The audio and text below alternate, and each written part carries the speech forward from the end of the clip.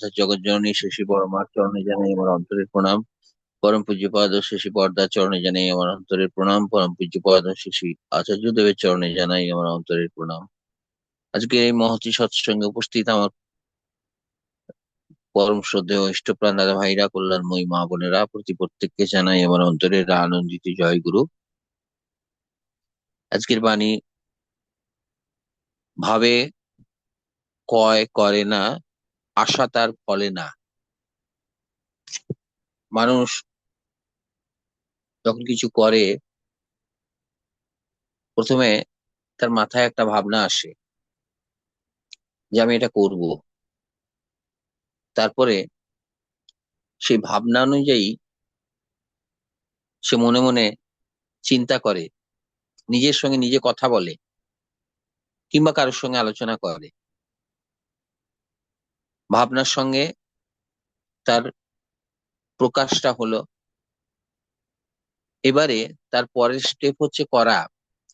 যেভাবে মাথায় ভাবনাটা এসেছে সেইভাবে করা। আর সেই করাটাই যদি না করে মানুষ, মাথার মধ্যে ভাবনা চিন্তার জট উপাদানগুলোকে রেখে দেয় ভরে, আর সেগুলোই যদি আলোচনা করে, তাহলে কিন্তু তার কাজটা তো হলো না, কাজের ফলটাও তো পাবে না। তো কথা হচ্ছে, ঠাকুর আমাদের শুধুমাত্র তত্ত্বকথা আলোচনা বা আধ্যাত্মিক জগৎ সম্পর্কে শুধুমাত্র ভাবনা চিন্তা করা, ঈশ্বরের চিন্তায় ধ্যানমগ্ন হয়ে বসে থাকা, কাজকর্ম বাদ দিয়ে, এইরকম কিন্তু ধর্মের পথ দেখাননি। ঠাকুর বললেন, ধরো করো হও পাও। কি ধরতে হবে? আদর্শকে ধরতে হবে, সৎ দীক্ষা গ্রহণ করতে হবে। তারপরে কি হবে? তারপরে তিনি যা যা বলেছেন সেগুলোকে করতে হবে। তিনি যা যা বলেছেন সেগুলোকে যদি আমি কাঁটায় কাঁটায় পালন করার চেষ্টা করি, চেষ্টা করতে করতে করতে করতে যদি সেই চেষ্টার যদি পূর্ণতা প্রাপ্ত হয়, তাহলে কি হবে? তাহলে আমি হয়ে উঠবো। আর হয়ে ওঠাটাই হলো আমার সাধনার ফসল। তারপরে আমি পেতে থাকবো। তাহলে পাওয়াটা কিন্তু প্রথম স্টেপে আসে না। ধরো করো হও পাও, তিনটে স্টেপ পর আসে পাওয়ার কথা।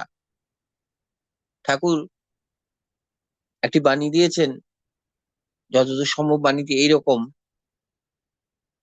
ঠাকুর বললেন, বাঁচতে যদি চাও, সব চলনাই বাঁচার পথে চালিয়ে নিয়ে যাও। সব চলনাই বাঁচার পথে চালিয়ে নিয়ে যাও। পারবে যেমন, হবেও তেমন, ভোগও হবে তেমনি। পারবে যেমন, হবেও তেমন, ভোগও হবে তেমনি। করা চলা ভাবার সাথে যুক্ত তুমি যেমনি। তাহলে দেখুন, এখানেও সেই কথাই আসছে যে আমাদের করার সঙ্গে চলা, চলার সঙ্গে ভাবনা, বা আমাদের ভাবনার সঙ্গে করা, করার সঙ্গে চলা,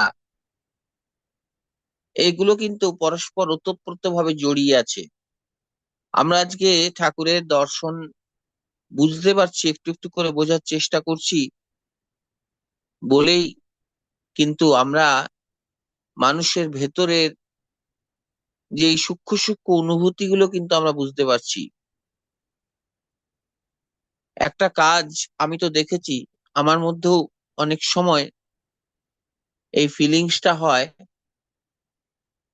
একটা কাজ যখন আমি সাকসেস হতে পারি না, আমাদের সৎসঙ্গীদের মধ্যে এটা অনেকের মধ্যেই হয়, দেখবেন যে আমরা যখন সাকসেস হলাম না, যখন খুব আফসোস হলো, যেটা আমি চেষ্টা করলাম ঠাকুর এটা আমি করতে পারলাম না, তখন কিন্তু আমাদের অন্তরে বিবেক কিন্তু দেখিয়ে দেয় যে আমি কোন জায়গাটাতে ভুল করেছিলাম বা কি ভুল করেছিলাম।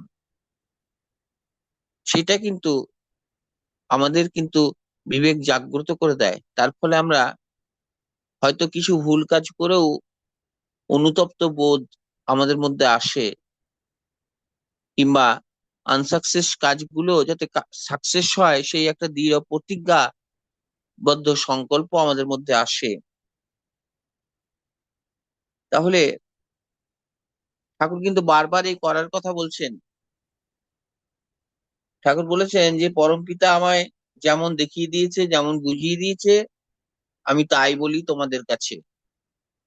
এই যে একটু আগে আজকে গল্প কথা করছিলাম, তিনি বলছেন আমি কিছু জানি না, এই যে বলাগুলো আকাশে তুলোর মতন ভেসে বেড়ায় আর আমি টপ টপ করে সেগুলো আপনাদের কাছে ফেলে দিই। আমি কিচ্ছু জানি না, আমি মুখ্য মানুষ। আমার চোখের সামনে মনে হয় যেন আকাশে সেই তুলোওয়ালা মেঘগুলো ভেসে যাচ্ছে, আমি ধরছি। তো ঠাকুর বলেছেন যে শুধু করতে বলেননি কিন্তু, তিনি আবার বলছেন করো করাও, বাঁচো বাঁচাও। নিজে বাঁচলে হবে না, নিজে করলে হবে না, সেটা অন্য একজন যাতে সেইভাবে করতে পারে সেটাও কিন্তু আমাকে তাকে দেখিয়ে দিতে হবে, বুঝিয়ে দিতে হবে। তবে কিন্তু সেই করার আমার সার্থকতা হবে। আমি নিরামিষ খাচ্ছি নিজে, নিরামিষের ভোগটা ফলটা তো আমি পাচ্ছি নিজেই, বুঝতে তো পারছি, সেটা তো ফিলিং করতে পারছি। নিরামিষ খেয়ে অনেক সুস্থ আছি। এবার আমি যে সুস্থ আছি, আরেকটি মানুষকে যদি আমি নিরামিষ খাওয়া ধরানো না করা, মানে না ধরাতে পারি, তাহলে কিন্তু সেটাও কিন্তু স্বার্থপরের মতন কাজ হয়ে গেল। আমি যদি ভোরবেলায় উঠতে পারি, আর একটি আমাদের সৎসঙ্গী মানুষকেও সেই ভোরবেলায় ওঠার জন্য তাকে আমাকে প্রেরণা দিতে হবে, তাকে আমাকে বলতে হবে যে আমিও আগে উঠতে পারতাম না, 8টার সময় ঘুম থেকে উঠতাম, এখন কিন্তু আমি 4টার সময় ঘুম ভেঙে যায় আমার। এটা থেকে আমি অভ্যস্ত হয়ে গেছি এই সকাল সন্ধ্যে প্রার্থনা করা। অনেক সৎসঙ্গী এখনো কিন্তু অভ্যস্ত হতে পারেননি। ওই যে ডিপি ওয়ার্কের কথা, যার জন্য বারবার ঘুরে ফিরে আসছে, ওই যে প্রিয়া প্রিয়াবন বলছিল যে আমি সব করি, ইষ্টভীতি করি, কিন্তু রেগুলার হয় না, পাঠাই না রেগুলার 30 দিনের দিন।